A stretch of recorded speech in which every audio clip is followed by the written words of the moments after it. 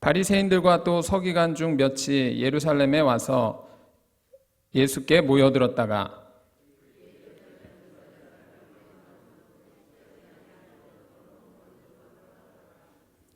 바리새인들과 모든 유대인들은 장로들의 전통을 지켜 손을 잘 씻지 않고서는 음식을 먹지 아니하며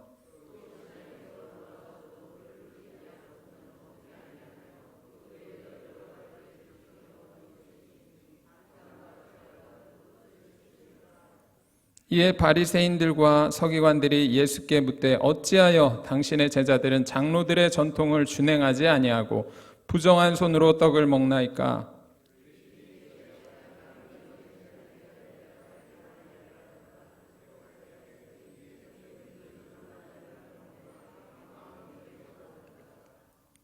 사람의 계명으로 교훈을 삼아 가르치니 나를 헛되이 경배하는도다 하였느니라. 함께 읽습니다. 또 이르시되 너희가 너희 전통을 지키려고 하나님의 계명을 잘 저버리는도다. 아멘. 굿모닝, 좋은 아침입니다. 우리 옆 사람 인사합시다. 굿모닝, 좋은 아침입니다. 할렐루야. 오늘도 정말 맑고 좋은 아침이었습니다. 가수 생활하다가 2010년도 목사 안수를 받은 우리 하덕규 목사님이 계십니다. 이분은 하나님께 은혜를 받고 난 다음에 어떻게 하면은 세상 사람들에게 세상 노래를 통하여 주님을 알게 할까? 어떻게 할까? 그래서 세상 노래를 부르면서 그들에게 간접적으로 복음을 전파한 분이었죠. 그래서 그분이 많은 노래를 지어 불렀는데 그중에 제가 몇 주 전에 설교를 한 것이 있습니다. 바로 가시나무였죠. 내 속엔 내가 너무나 많아 당신의 쉴 곳 없네. 그 당신이 바로 주님이라고 그랬죠. 그리고 이분이 또 부른 노래가 풍경이라는 노래가 있습니다. 대개 보면 그 연속곡이나 무슨 선전 뒤에 보면 배경음악으로 자주 나오는 것이 풍경이라는 노래가 나오는데요. 그 풍경이라는 노래 보면 세상 풍경 중에는 제일 아름다운 풍경. 근데 나온 노래가 모든 것들이 제자리로 돌아오는 풍경. 그 다음에 또 뭐 좀 심심했던지 우우 하다가 마지막에 풍경 하고 이렇게 끝나는 겁니다. 그게 가사 중에 보면 제자리로 돌아오는 것, 가장 아름다운 것이 뭔가? 하나님이 원래 만드신 창조물 제자리로 돌아오는 것이 가장 아름답다.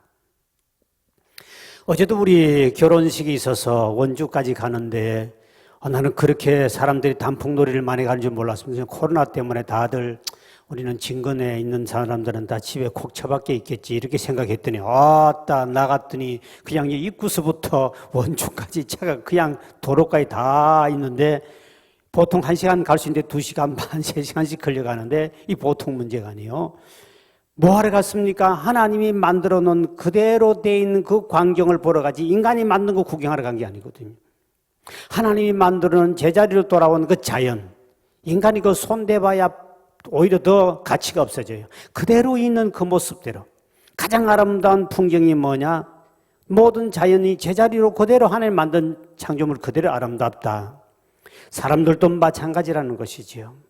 사람들도 하나님이 원하시는 하나님 만드신 창조물 그대로 돌아오는 죄 없는 상태로 돌아오는 그 자체가 가장 아름다운 모습이고 하나님 기뻐하는 모습이고 말씀 안에서 돌아오는 것, 말씀 바깥에 사는 사람 말씀 안으로 돌아오는 것이 아름다운 것이고 우리가 믿음에 벗어난 사람은 하나님께로 제자리를 돌아오는 사람, 그것이 가장 믿음 안에서 아름다운 모습이라는 것입니다. 그러므로 우리가 이제 종교개혁 기념주의를 맞이해가지고 왜 우리 가톨릭에서 우리 개신교가 이렇게 따로 나왔는가? 우리는 그걸 몇 가지를 알아봐야 합니다. 말씀대로 돌아가자는 거예요. 말씀대로 살자는 겁니다. 그 당시에 1000년간 로마 교황이 타락하고 한 것은 그들이 말씀대로 살지 않고 그리스도인들이 교인들이 성경 말씀을 못 보게 만들고 교황과 이 사제들이 이 말씀을 라틴어로 되어 있었기 때문에 라틴어로 된 성경을 자기들만 보고 있었어요. 그래서 이것을 교인들이 알면은 안 되기 때문에 자기들은 라틴어는 그 당시에 10명 중 1명이 아는 사람 없었습니다. 문명이 낮았기 때문에. 그래서 그들은 공부를 해서 라틴어만 배워가지고 그거를 가지고 자기들만 특권을 가지고 있어요.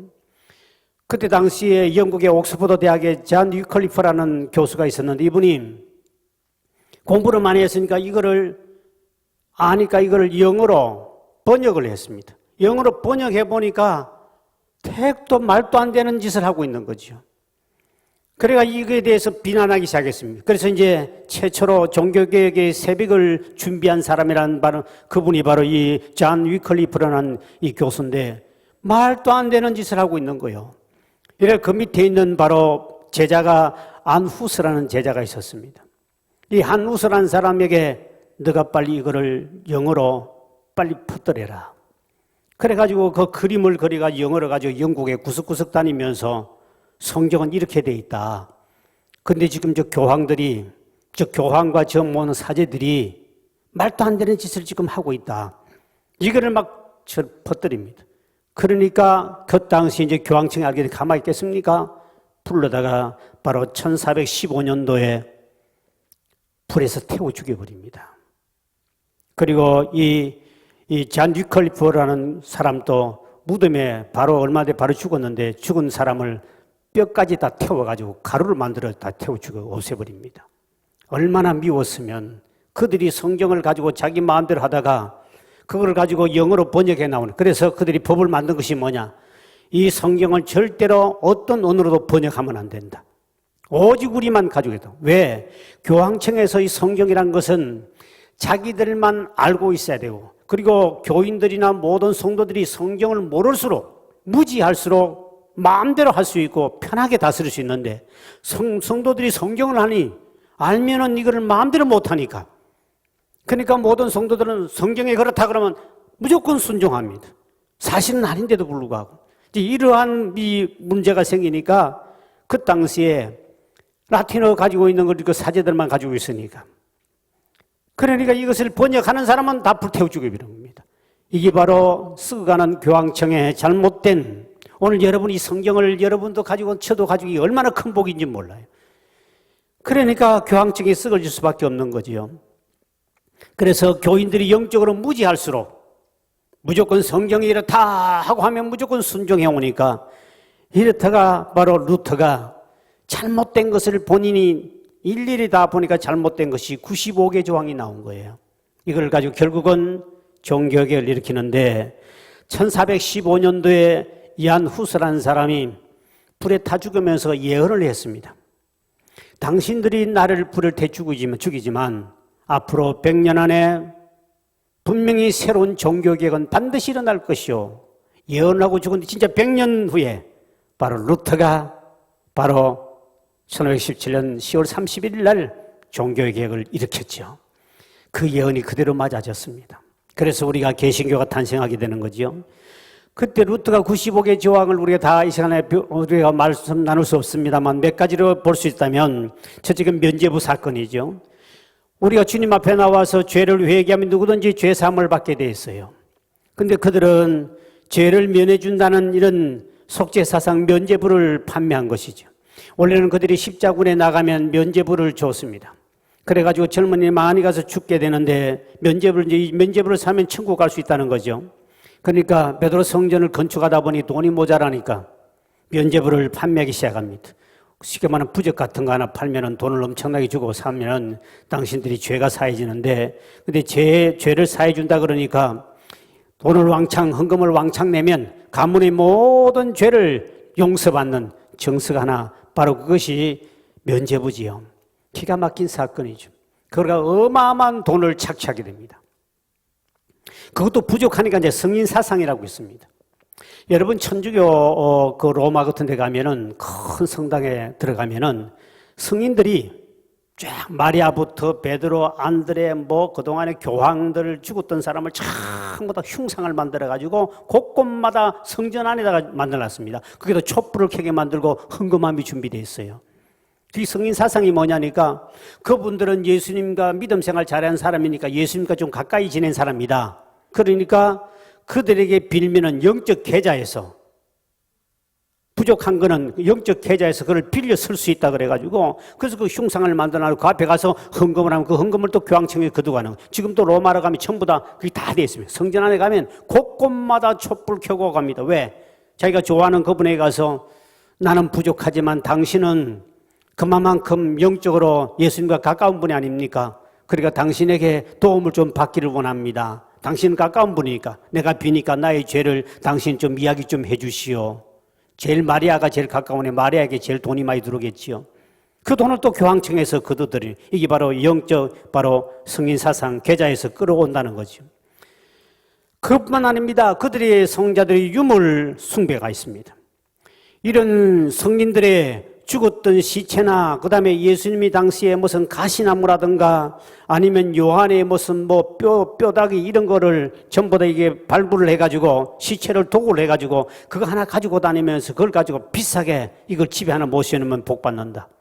이래가지고 성인들의 뭘 유품을 하나라도 가지고 있으면 신발짝 하나를 가지고 엄청난 복 받는다 그래가지고 그걸 어마어마한 돈을 주고 거래하기 시작합니다. 모든 돈은 교황청으로 다 몰려드는 거죠. 그런 엄청난 돈을 모으기 시작합니다. 그리고 그들이 잘못된 것은 바로 성만찬 성찬식입니다.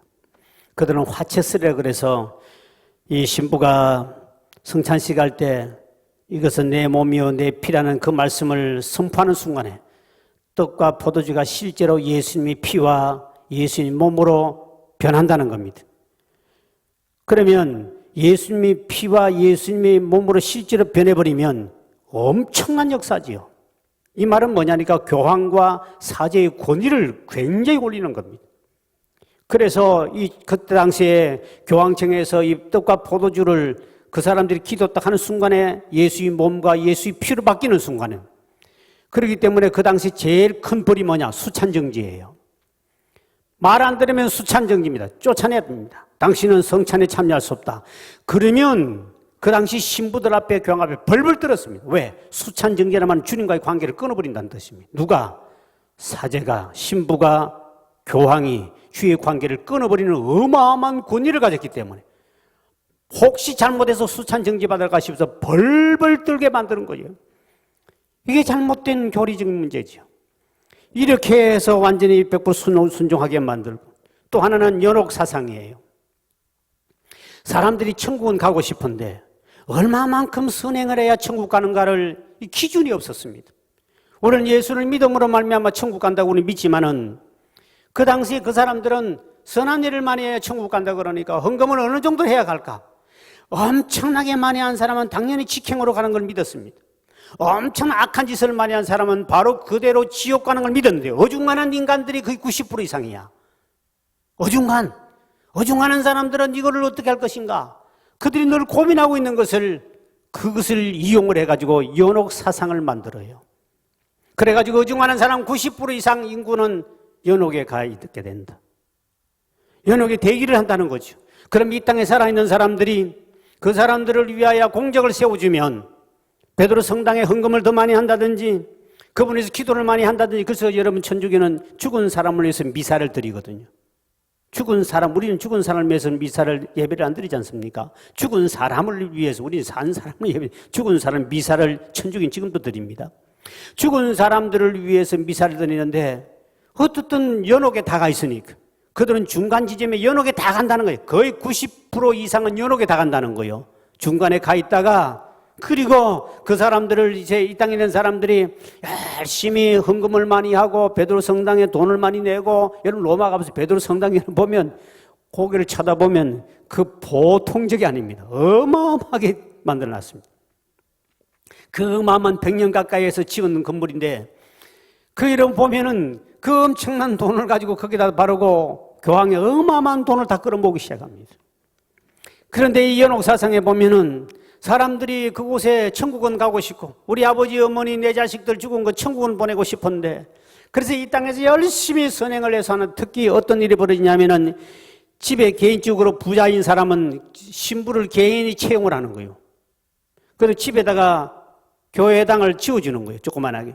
그리고 아침부터 저녁까지 그 신부는 매일매일 죽은 사람을 놓고 기도하게 만드는 거예요. 왜? 그것이 하나의 공적이 돼서 죽은 사람, 연옥에 있는 사람이 이 신부님이 매일 기도해 주면 그분이 천국으로 올라가기 때문에. 헌금만이 땡가랑 하는 순간에 천당에 올라가는 거예요. 그러니까 돈 많은 사람은 신부를 채용해가지고 아침부터 저녁까지 당신 기도만 해라. 봉급 줄 테니까. 이게 썩어져가는 그 당시의 모습입니다. 그때 바로 루터가 이건 아니다. 이거는 진리가 아니다. 말씀이 아니다. 이거는 교황청의 부패한 타락한 모습이다. 그를 95개 조항을 붙여서 결국은 종교개혁을 일으켰고 그게 탄생한 것이 바로 오늘날 천주교로 나눠진 오늘 우리 개신교가 탄생하게 되었다는 사실이죠. 그 바로 원론은 성경으로 돌아가자. 말씀대로 살자. 성경에 잘못된 것은 바로 없애야 된다. 이것이 바로 개혁의 중심입니다. 오늘 본문에 위대한 개혁자인 예수님을 발견할 수 있는데요. 예수님은 어떻게 개혁하셨는가? 그 첫째는 잘못된 전통을 믿고 지키는 자들을 개혁하셨습니다. 잘못된 전통. 자, 오늘 3절에 보면 이렇게 말씀합니다. 유전을 지키고 전통을 지켰다 그러면 시작. 바리새인들과 모든 유대인들은 장로들의 전통을 지켜 손을 잘 씻지 않고서 음식을 먹지 않 전통을 지켰다. 그 다음에 4절을 보십시오. 4절에도 이렇게 말씀 또 시장에서 돌아와서 물을 뿌리지 않고서는 먹지 아니하며 그 외에도 여러 가지를 지키어오는 것이 있으니 잔과 주발과 녹것을 씻음. 여기 지키어오는 것, 전통 좋은 것은 지켜야 됩니다. 그런데 전통만 붙들고 있으면 앞날에 발전도 없고 문제가 생기는 거죠. 문제는 무슨 전통을 지켜왔느냐는 겁니다. 이 유대인들이 전통이 바로 뭐냐면은 바로 정결규례입니다. 이들이 음식을 먹을 때 반드시 손을 씻고 음식을 먹는 전통이었습니다. 그리고 예수님께 따진 거예요. 왜 당신은 손을 안 씻고 이렇게 음식을 먹습니까? 원래 성경에는 가르침이 그게 아니거든요. 성경에는 원래 하나님의 성전에 들어갈 때 제사장은 물두멍이 있습니다. 입구에. 지금도 천주교 가면 그런 게 있어요. 입구에 이렇게 손을 씻는 물두멍이 있습니다. 반드시 성전에 손을 씻고 들어갑니다. 이 말은 다시 말하면 성결한 마음으로 하나님께 나아가라 뜻이거든요. 그런데 그런 마음으로 성전에 들어갈 때 거룩한 마음으로 나아가는 뜻으로 물두멍에 손을 씻는데 사람들이 거기다가 법을 만든 거예요. 성경에 없는, 말씀이 없는 법을 만들어가지고 모든 일에 손을 씻어야 된다. 안 씻으면 하나님께 죄를 짓는 것처럼 이렇게 장로들이 법을 만든 것이 바로 그것이 전통적으로 지켜왔는데 전통 지키는 거예요. 그러니까 본질은 하나님 앞에 마음으로 거룩하게 나아가는 뜻인데 그 본질보다는 벗어나가지고 손을 씻었냐 안 씻었냐 가지고 따지는 거죠. 이게 이제 본질을 놓쳐버린 겁니다. 옛날부터 지켜오는 전통이 중요하다는 겁니다. 전통이 중요한 것이 아니고 본질을 놓쳤다는 거죠. 말씀이 중요하다는 겁니다. 안식일을 거룩히 지키라는 것은 안식일이 사람을 위해서 있는 것이 아니고 사람을 위해서 안식일을 하나님이 만들어 놓은 거예요. 그런데 사람들은 거기에 안식일을 거룩히 지키라고 되어 있는데 거기에다가 사람들은 전통으로 법을 만들었습니다. 그 안식일을 지키는 법이 엄청나게 사람이 만든 성경에 없는 법, 하나님이 가르치지 않는 법을 만드는데 그 중에 하나가 뭐냐? 주일날, 안식일날 거울을 보지 마라. 오늘 주일날 오늘 여성들이 거울 보고 온 사람은 엄청난 안식일 범한 죄인들입니다. 오늘 여기 보니 거의 다 범했군요 보니까. 그 오늘 안식일을 주일날 나올 때 그냥 그거 안 바르고 나오면 좀 보기가 좀 우리가 부담스러운 인간도 있습니다만 근데 찍어 바르고 나면 얼마나 이쁩니까? 옆 사람 쳐다보세요. 안 바른 것보다 바르니까 훨씬 이쁘고 좋은데 근데 바르고 나온 사람은 엄청난 죄를 범한 사람이 안식일을 범한 죄인이요. 근데 이건 원래 성경에 없고 하나님 말씀 아닌데 이게 이제 그들이 전통으로 만들어 온 걸 이걸 가지고 이거를 붙잡고 있는 거예요. 이 말씀도 아니고 이걸 붙잡는 이거를 지켜오는 것이 바로 그들의 유대인들의 전통이었다는 거죠. 사람이 전통에 너무 집착하다 보면 고칠 수 없는 진리처럼 그게 믿어져 버립니다. 그리고 못 고치는 겁니다. 오늘 우리 교회 안도 그런 게 엄청나게 많죠. 교회 안에 우리 옛날에 예배를 보면 다 같이 묵도함으로써 예배를 시작합니다. 묵도가 전통이지 성경에 없는 겁니다. 묵도는 일제 시대에 신사 참배할 때 묵도하는 게 그게 거기서 나온 말입니다. 근데 우리는 그걸 모르고 지금 봤으면 거기 전통인 줄 알았는데 우리 교회는 없지 않습니까? 안 씁니다. 지금 거의 한국 교회 한 70%는 안 쓰고 있습니다. 묵도라 말죠. 묵도라는 말을 자체를 안 씁니다. 다 같이 묵상기도 이건 될 수 있겠지만 묵도라 말은 원래 일제시대에 일본 사람 신사 참배할 때 다 같이 묵도하는 그 말이 거기서 나온 건데 우리는 그거를 모르고 전통이라고 해왔는데 왜 묵도 안 합니까? 그럽니다. 그게 전통이지 성경에 없는 거거든요. 근데 이런 것이 우리 몸에 전통이 오다 보니 이것이 하나의 전통이니까 진리인 줄 알고 착각을 살아간다는 거죠.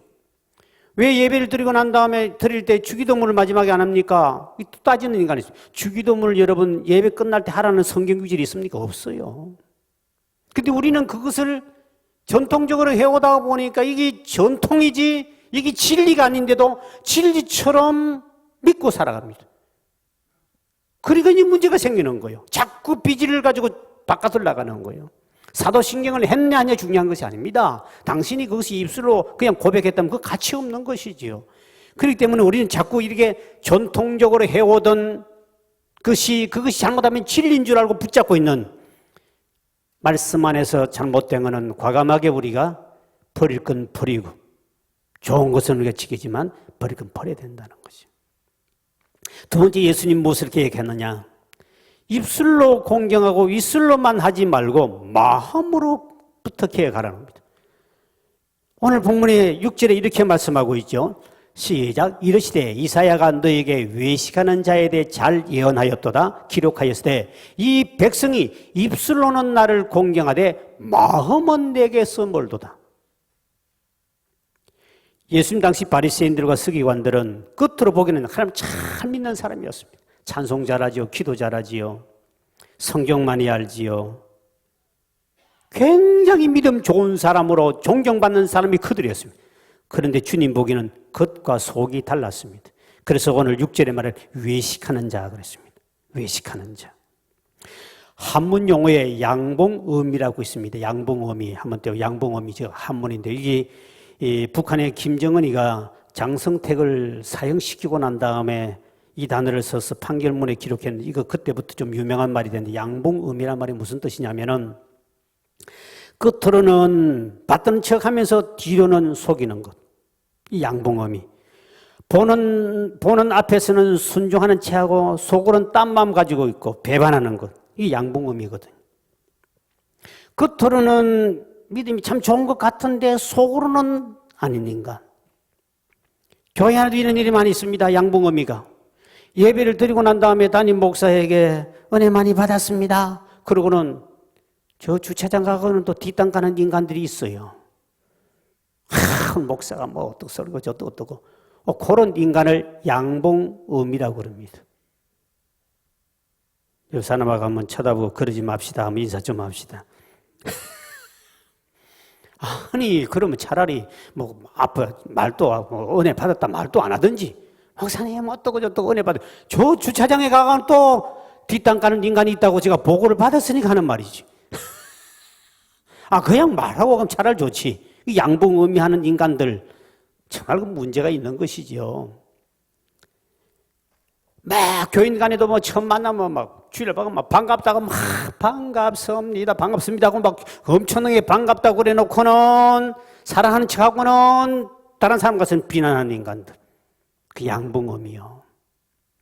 예수님 제자 가룟 유다가 라뷰 하고는 입까지 맞추고는 예수를 팔아먹는 인간들. 교회 안에 그런 인간들이 있을까 없을까? 우리 교회는 좀 한두 명 있는 것 같은 다른 교회는 엄청나게 많은 것 같아요. 보니까. 있어요. 그 양봉음이에요. 우리 교회는 그런 사람이 많으면 안 됩니다. 찬송할 때도 입술로만 하지 말고 마음을 드려라. 헌금할 때도 마음을 드려라. 외식한 사람처럼 남들에게 보이는 척하지 마라. 봉사할 때도 마찬가지고 예배할 때도 그냥 자세만 하는 게 마음을 들이지 않는 사람. 주님이 말씀하신 너희들이 겉으로는 대단한 사람 같은 외식하는 인간들아 예배 드리는 모습이나 모두 볼 때 참 사람들에게 존경을 받고 기도하는 거랑 다 존경받는데 어떻게 네 마음은 내게서 그렇게 뭐냐 마음을 내드리지 않느냐 하나님 앞에 모든 걸 주님은 우리의 마음을 받기를 원하신다. 마음을 다하고 성품을 다하고 힘을 다하여서 여호와를 사랑하라. 그런 사람에게 그러면 내가 짓지 않는 큰 집을 주리라. 내가 심지 않는 과실도 먹게 하리라. 주님 앞에 마음을 다해드린 사람은 주님에게 우리에게 하나님이 필요한 축복도 주시는데, 예배를 드리고도 찬송을 하고도 하나님 앞에 기도하고도 복을 못 받는 게 뭐냐? 마음은 주지 아니하고 끝으로만 외식하는 자가 되니까 입술로만 나를 공경하지 말고 마음을 다오. 우리는 겉모습 외모보다 주님은 중심을 더 귀하게 보십니다. 만두 장사가 제일 싫어하는 말이 속 터졌네는 말이, 만두가 속 터지면 가치 없고 끝장난 거예요. 갖다 버리면입니다. 오늘 정말 우리 속이 터져서 하면 바깥을 나오면 부끄러운 인간이 얼마나 많겠습니까? 속 터지기 전에 형식적이고 가식적이고 위선적인 것 버리고 주님께 마음을 드리는 개혁이 일어나길 바랍니다. 할렐루야. 마음을 드려야 돼요. 세 번째, 말씀 안에서 개혁해라. 9절의 말씀입니다. 9절의 말씀 시작. 또 이러시되 너희가 너희 전통을 지키려고 하나님의 계명을 잘 저버린도다. 그러면 전통 붙잡다가 말씀은 집어버린다는 거죠. 오늘날도 교회 안에 우리 자신도 마찬가지입니다. 자꾸 전통 하면서 말씀을 버리고 말씀을 붙잡아야 되는 전통을 붙잡는다는 거죠. 개혁은 말씀의 근거에서 개혁해야 되는데 이 말씀을 버리지 말라. 루터 종교개혁도 기준이 뭐냐? 말씀으로 돌아가는 게 아닙니까? 말씀으로 돌아가는데 말씀에 어긋난 일을 하니까 개혁한 거거든. 어떤 사람은 개혁한다 그러니까 성찬식 포도주를 하지 말고 막걸리로 하자는 사람이 있었어요. 얼마나 막걸리가 먹고 싶으면 그랬을까? 저도 막걸리 했으면 참 좋겠습니다. 옛날부터 막걸리는 참 좋아했기 때문에. 그것보다 막걸리보다 차라리 우리나라가 술이 막걸리는 그렇지만 나는 이슬처럼인가 그게 좋은 것 같더라. 굉장히 맑아 보이더만 보니까. 깨끗하고 청결하고 맑고 아름답고 이슬처럼인지 참 이슬인지 그건 진짜 맑아. 내가 가만히 보니까 물보다 더 맑아 보여요. 내가 자세히 봤습니다. 물보다 더 깨끗해 보여요. 그는 정술에 나왔기 때문에. 여러분 성경에 포도주를 하라고 뭐 성경대로 하면 되는 것이지 그걸 가지고 우리 한국은 막걸리가 술아니까 이스라엘은 포도주가 저기 줄이면 우리는 막걸리가 아닙니까? 그러니까 막걸리 합시다. 그래서 어느 교회는 지금 막걸리 하고 있대. 먹고 싶으면 그 교회로 가면 됩니다. 아르키 줄까요? 등록하세요. 거기에 가서 막걸리 퍼마시고. 이 성경에 그냥 포도주를 하라면 포도주 하면 됩니다. 근데 그걸 가지고 꼭 그리고 논리적으로 펴고 무슨 논리적으로 환경적으로 뭐 따지고 이렇게 해가지고 말씀을 저버리지 말라. 8절을 보십시오. 8절에 뭐라고 했습니까? 너희가 하나님의 계명은 버리고 말씀은 버리고 뭐를? 사람의 전통을 따라가구나. 오늘날 교회 안에 개인도 마찬가지입니다. 사람들이 말하는 거 보면 전통 자꾸 그거를 따라가려고 그러지 말씀을 버리고 믿음 안에 산다면 말씀 안에 개혁해야 되는데 그러니까 말씀을 잘 모르니까 자꾸 말씀은 성경은 덮어놔놓고 누가 그러대 하고 그 집을 따라가려고 그러고 누가 그러니까 그 말씀을 따라가려고 그러고 그 사람을 따라가는 것이 아니라 성경 말씀을 돌아와서 말씀이 뭐라고 했냐 봐야 되는데 말씀을 무조건 덮어놓고 이거는 안 보려고 그럽니다. 그래서 우리가 개혁하려면 내 자신이 주의 말씀을 많이 알고 묵상해야 되는 거예요. 시편 1편 누가 복 있는 사람입니까? 복 있는 사람은 바로 주의 말씀을 오직 여호와 율법을 주야로 묵상하는 자로다. 그런 사람은 그 행사가 따라합시다. 다 형통하리로다. 주야로 주의 말씀을 묵상하는 그 사람이 형통한 자다 말입니다. 하나님 말씀을 날마다 묵상하고 말씀대로 살려고 해야 되는데 사람들이 누가 그러대? 권사님이 그러대, 장로님이 그러대, 어느 목사가 그러대. 어느 목사가 아니라 말씀이 아니거든. 따라갈 필요가 없고 전통이고 뭐고 할 필요가 없다는 말씀에서 우리가 알아야 되는데 자꾸 누가 그러대 그 말씀대로 따라가지 말고 성경의 말씀이 아니면 그렇게 하지 말라는 것이죠. 그래서 사람들은 자꾸 그쪽으로 귀가 기울이고 전통이처럼 따라간다는 거죠. 왜 우리가 기도하고 예배하고 사는데 어떤 일은 불통이 되고 안 되느냐? 하나님의 말씀을 즐거워하며 묵상하지 않아서 그렇다는 거죠. 묵상한다는 말은 우리가 소를 키워본 사람 알아요. 소는 풀을 먹고 난 다음에 앉아나 누워있으나 우물럭우물럭 다시 올라가지고 계속 되새김자가 옵니다. 다시 말하면 말씀을 우리가 먹고 난 다음에 듣고 난 다음에 내가 오늘 말씀대로 사는 거 있는가? 내가 무엇의 말씀에 벗어났는가? 오늘 설교를 듣는데 그 설교에 내가 뭐가 걸렸는가? 근데 내가 아직도 못 사는 게 뭔가? 우물럭거리며 계속 말씀을 되새겨보는 그것이 소처럼 그렇게 하는 것이 묵상이거든요. 듣고 끝나는 것이 아니에요. 나는 과연 말씀에서 내가 말씀을 알고도 지키지 못하는 게 뭐가 있는가? 설교를 듣고도 내게 양심이 찔렸지만 그걸 그냥 덮어놓고 있는 게 무엇이 있는가? 내가 속이 터져보면, 속이 보이면 남에게 부끄러울 것이 뭐가 있는가? 남들이 알면 부끄러울 것이 뭐가 있는가를 자신이 날마다 말씀 안에 대비해서 계속 묵상하며 가야 되는데 이런 사람이 복 있다 그랬습니다. 시편 기자는. 근데 우리는 그렇게 살려고 하지 않고 자꾸 어떤 전통이니 뭐니 아는 것 가지고 그걸 가지고 마치 전통이 진리처럼 생각하는 것. 이거는 잘못되었다. 그러면 우리는 개혁은 어디서부터 시작해야 되는가? 개혁은 정치인들 대통령은 되자마자 정치개혁, 경제개혁, 무슨 5개년 개혁, 무슨 문화개혁, 개혁을 외치고 교회는 교회대로 개혁을 외칩니다. 가장 중요한 것은 나부터, 나 자신부터 개혁이 시작돼야 된다. 다른 사람 개혁을 믿지 말고 내 자신이 개혁되면, 내 내면의 개혁이 되면, 내가 믿음 안에 바로 개혁이 되면 내 주변도 복을 받고 내 주변 사람도 개혁이 되고 복될 줄 믿으시길 바랍니다. 내 자신이 개혁돼야 되는 거죠.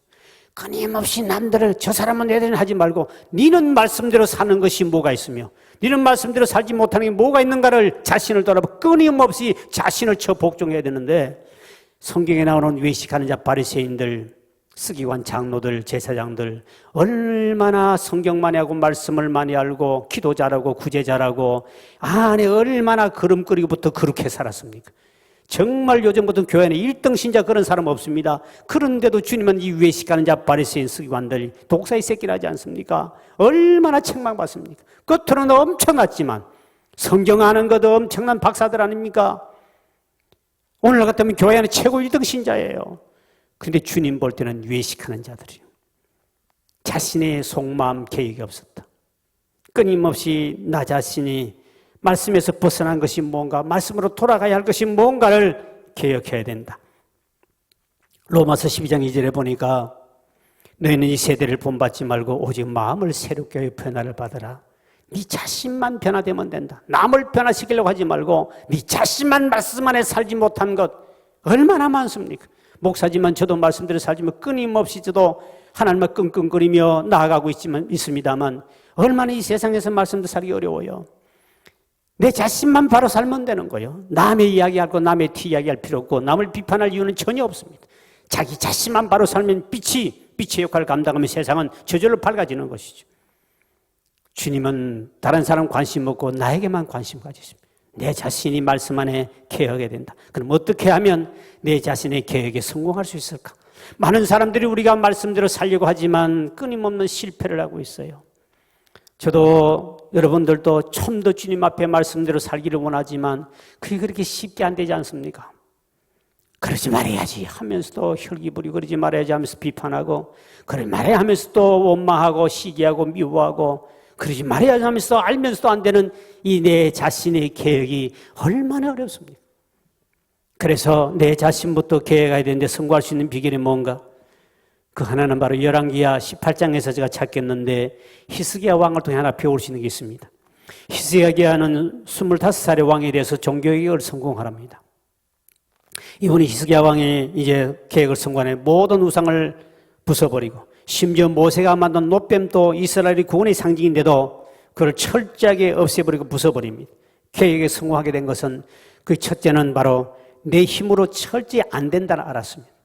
우리가 말씀대로 살아보지만 내 힘으로 안 되는 거 얼마나 많습니까? 말씀대로 살아야 되지만 내 힘으로 안 된다는 알아요. 이걸 먼저 인정을 해야 됩니다. 자꾸 내가 된다는 이 자체를 가지면 이건 자기 교만에 갇혀가지고 결국은 실패할 수밖에 없어요. 내 힘으로 안 되기 때문에 어떻게 되냐? 철저하게 하나님을 의지하겠다는 거죠. 철저하게. 내 자신은 절대로 내 힘으로는 아무것도 못해요. 그래서 성경에 열왕기하 18장 5절에 이렇게 말씀하고 있습니다. 어떻게 종교의 성공을 시작? 히스기야가 이스라엘 하나님 여호와를 의지하였는데 그의 전후 유다 여러 왕 중에 그러한 자가 없었더라.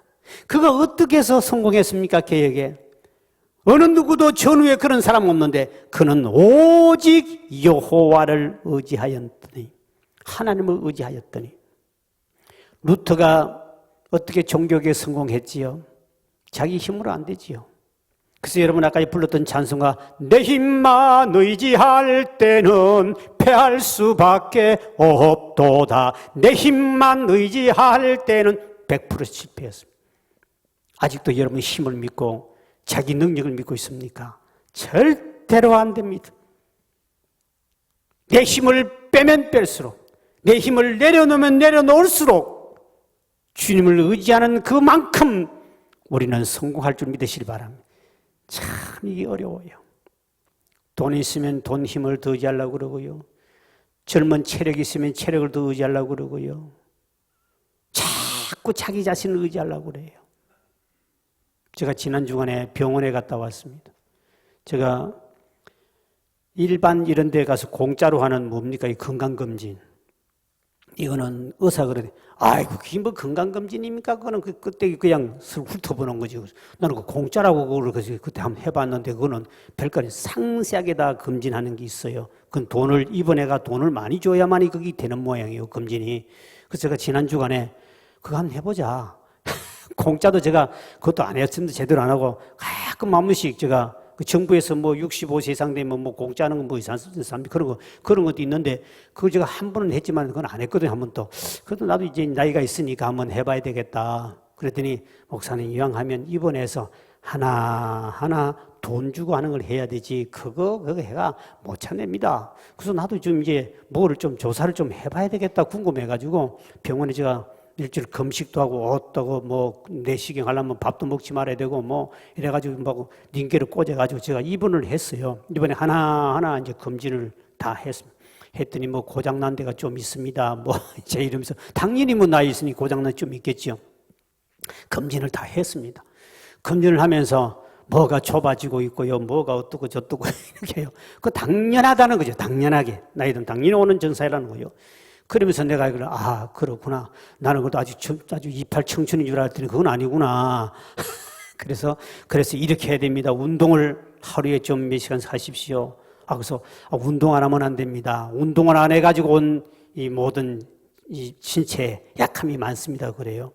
그래서 어떻게 해야 됩니까? 운동을 좀 이렇게 가슴이 힘들 정도로 운동을 하십시오. 제가 걷기 운동을 했거든요. 숨쉬기 운동도 했고.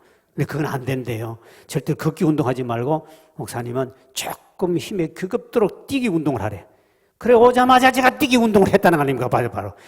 금요일 나오자마자 막 산에 뛰어 올라갔다가 그리고 어떤 진짜 목이 좀 시원스럽고 훨씬 좋아지는 거예요. 그럼 모르고 저는 걷기만 했지. 숨쉬기 운동하고 걷기 운동하고 이것만 좀 했더니까 안 되네. 의사 말을 들어야 돼. 그래서 갔더니 목사님 가서 좀 그래서 제가 오자마자 금요일 날 제가 막 산에 뛰어 올라갔다고 땀을 뻑뻑 흘리고 그랬더니 훨씬 좋아진 거예요 보니까. 그리고 의사 말을 좀 들어야 되네. 그래서 비싼 건강검진을 한번 쫙 요번에 가서 다 했어요. 하고 났더니 의사가 이렇게 사십시오.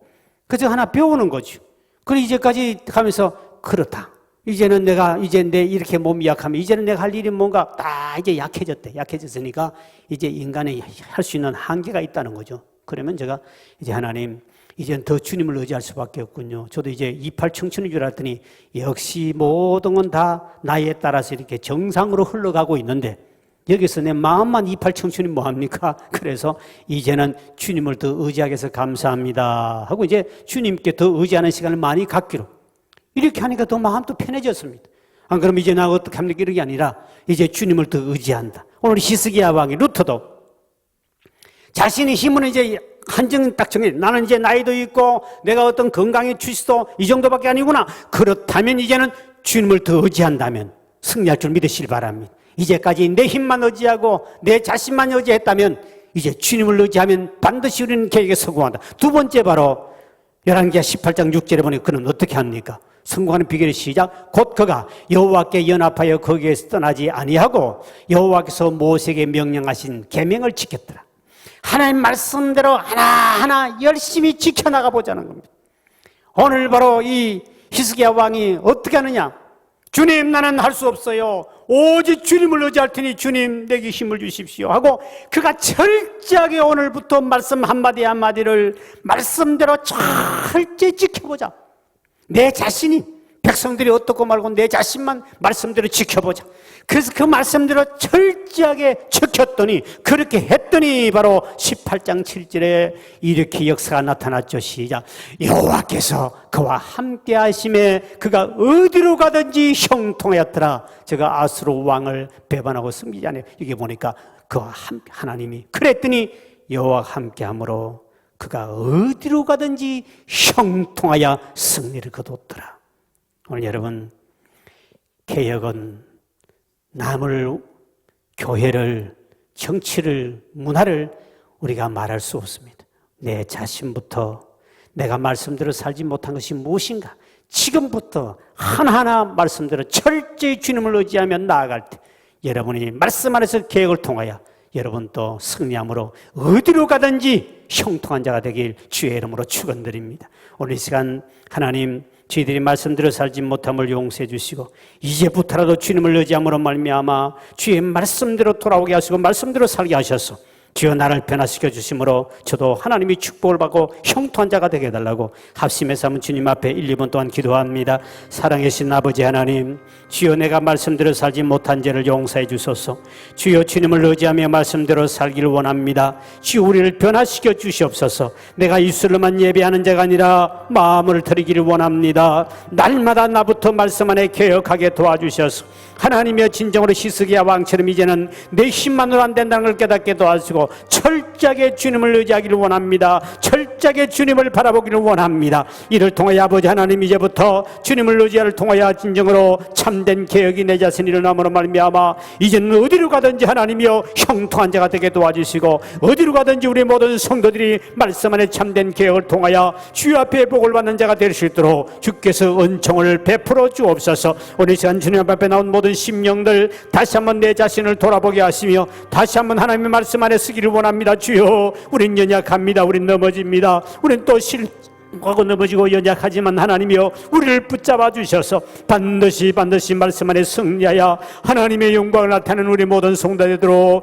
은총을 베풀어 주시옵소서. 우리 주의 성령이 반드시 함께하여 주시고 은혜 베푸신 주님을 찬양하며 예수 이름으로 간절히 기도하옵나이다. 아멘.